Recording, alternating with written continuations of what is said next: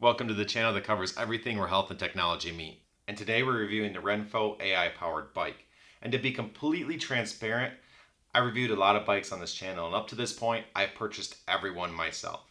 And RENPHO did provide this one. It's not sponsored, I'm not being paid. They did send the bike though, so I wanted to make that clear. But I'm going to treat this review just like any other bike. So I'm going to break this video into 4 segments. First, just talking about the bike itself. How well does it ride? How stable it is? How does the build quality seem? And factors like that. After that, we're going to talk about the connected fitness portion, or the app side of it, and what you get out of that and what the app experience is. Third, I'm going to talk about the value you get out of this bike. So compared to the cost to features, is it a good value for you to put your money into? And then we'll wrap it up by talking about who I think this bike is for. So let's jump in. So let's kick this review off by talking about the bike itself. And we'll start with assembly. And this was by far the easiest bike I've ever assembled. Now, I had helpers and I was also doing the video work on it, which took me a little bit longer. But if I was to get another one of these and wanted to put together as fast as I could, I bet it would take me about 5 minutes. So we can probably estimate the average person would take about 15 minutes. It was very, very simple. Next up is stability. And I'm not going to lie, when I first looked at this thing after I got done assembling it, I figured it was going to be a little bit wobbly and maybe not be able to handle someone my size. But I was completely surprised. This thing handled me no problem. 6'3", right now about 220 pounds. This thing is stable. I mean, it felt good. I never once felt like maybe I was too much for the bike. So a very good sign there. Next up is pedals. And for this bike, you wear shoes, slide them in here against this large plate. Then you have this wide strap that you tighten down. Now, if you ever watched my videos before, you know I'm more of a fan of the clip-in style shoes that make you really secure. But to be honest, for what this is, it actually worked quite well. It felt comfortable, which a lot of times cages don't always feel the most comfortable, and it was pretty secure. So I think a lot of people that are going to be getting this bike more on the entry level side of things, or maybe new to this, are going to feel pretty good with this setup here. As far as the resistance knob goes, it's actually up here. Now, a lot of bikes you're used to reaching kind of down here, and when you're riding you have to reach down a little bit, which isn't a big deal at all, but it's kind of nice that this one's right up in front of you. It has a digital display on it so you can read some information about your current settings and a few other things you can do with it.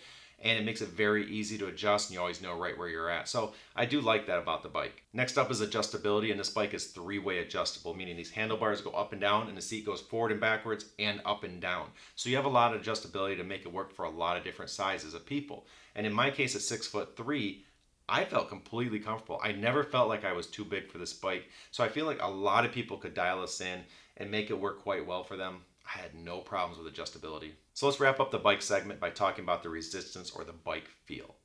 And to be fully honest, when I first jumped on this, I immediately thought, oh no, the resistance on this is not good. But once I put a couple minutes into it, I realized it's not bad at all. It's just very different. So I want to spend a little bit of extra time talking about the feel of this, so that way you can identify if this is a good option for you or if a different bike might be a better option. Now, if you compare to like a Peloton or a lot of the bikes you might know, they have really large flywheels on them. And what I mean by this is when you get riding, that large flywheel starts really moving quickly and it builds inertia and it creates a sort of support you feel. And what that feels like is if you're riding really hard and you suddenly say, I need to take a 5-second break. I am just overwhelmed, but I'm going to get right back into it. I just need to catch my breath. It will still keep moving. Those pedals will still keep turning. Where this one's different. It doesn't keep moving. When you stop, it stops. And it kind of creates a scenario where you need to keep moving. It's challenging you. It wants you just to not stop at all. And as long as you keep going, it is right there with you and it feels good. So if you just decide to take a break mid-ride, this is going to stop with you, and then you're going to have to get going again and find that consistency. And that is the one thing I noticed about this bike, is consistency is king. You need to find the speed you want to be at and try to maintain that speed, and it ends up being a very smooth ride. And then when you want to adjust, you work your way to a new cadence and you start maintaining that. But it's not necessarily a bike that I would recommend just trying to jump all over the place. Like I'm going to go this fast, then this fast, and try to abruptly change your speeds, because it doesn't adapt as well as maybe other types of bikes. But if you just find your speed and stick to it, it really gives you a great workout, and it will test you and it will make you work for it, which are all good things. So to clarify a little bit, this bike really shines at the low to mid resistance levels. You find those different speeds you want to ride at, and it just does a very good job of pushing you, getting great exercise for you, and that is the goal. But who I'd say this bike might not be a great fit for is anybody that wants to go in the really high resistance ranges. And when I say really high, I mean like push you to the limit. I'm going up a really steep hill. I have to really fight for every pedal stroke. Most of the ranges that most people are going to stay in, this bike supports really well. But if you're one of those people that comments me and says, oh, does this bike just push you to the limit? Well, it can get really high resistance, but it doesn't create that fluid movement where you can kind of keep the pedals going in a circular motion. It kind of stops and just keeps doing this and has that stair climber feel, or just like a one foot then the other foot feel, which I'm not as big of a fan of. But again, that's not really where most riders are going to be. People are just trying to get quality exercise and maintain different speeds, and being in those low to mid ranges, it's going to be absolutely fine. And just to be very clear, I am not pointing out some huge flaw. I'm just trying to clarify who this bike is designed for so you can make a better decision.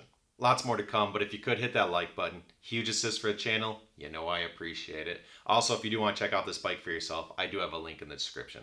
So let's move on to the UI and content. And while this is no Peloton, it's $39 cheaper a month than Peloton.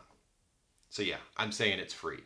And this is something that is not common at all, because when you think about creating an app and all the content behind it, you need a development team, you need your on-screen personalities, you need hosting in the cloud. There are a lot of things and a lot of costs. So for this to be free, that is a pretty neat perk.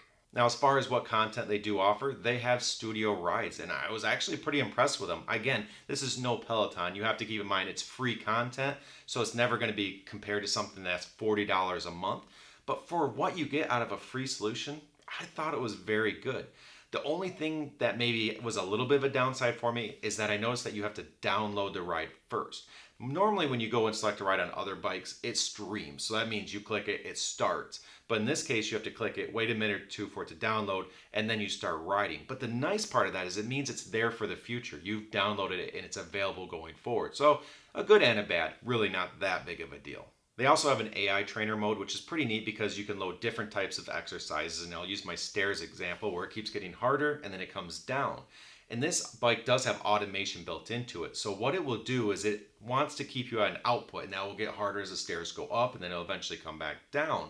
But it will take how fast you're cycling or your cadence, and then it will automatically change the resistance to put you at the output that they want you for that point in the ride. So you can choose to speed up and you'll watch the resistance go down, or you can choose to slow down and the resistance will go up, but it will automatically dial that in for you for wherever that exercise is at. So it does result in a pretty neat little automated AI-based ride that will get you a very good exercise, and it's all just doing it for you. You don't have to worry about it, and that goes back to the simplicity of this bike. And the app you use does sync to this bike through Bluetooth, so it works in both directions, meaning that the app can control the bike, and that's how it changes resistance and things like that.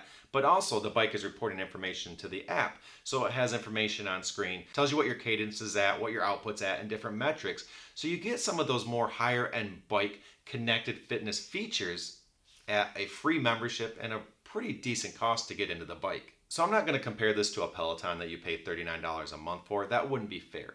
This is more basic. It doesn't have nearly as much content available, but it does have the tools to motivate you, to help you get great exercise, and to keep you interested in wanting coming back. And when you factor in that it's free, there's not a lot to complain about.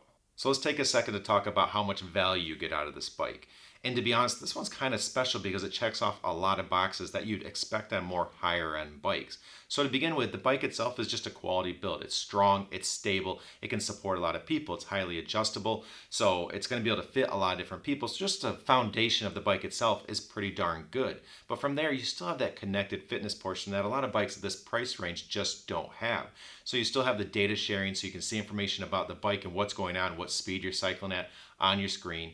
You have the rides that you can follow along with, all the content that's available there, the AI stuff for different ride types to change it up and keep it interesting. There are just a lot of check boxes that are getting checked off with this bike. And when you factor in, as of filming this video, the bike is around $700 and there is no monthly membership fee, the value of this bike is actually very nice. And so it does offer a lot of value, and that's why I also want to talk about who this bike could be for. So who is this bike built for?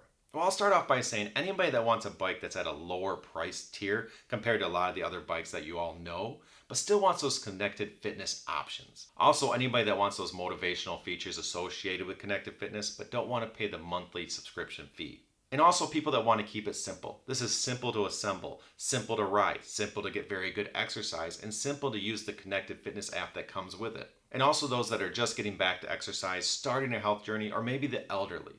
And that goes back to this being a simple and easy to use bike. You basically put your shoes on, put your feet in, strap them down, and you can get exercising right away. And it's easy to do that. It's easy to load the app and follow along with that. It's easy just to ride if you want to use it in that mode over more of a manual mode. It's very easy just to get very good exercise without having to do a lot. And the rides aren't overly complicated. You're not going to be in and out of saddle like crazy. You're not going to have to be grabbing weights. It's just a simple, straightforward exercise and a quality cardio. Well, I hope that's helped you out, and if it has, don't forget to hit that like button. I really appreciate it. Also, don't forget to subscribe to stay on top of all the newest health and technology content. But until next time, here's to a healthier you.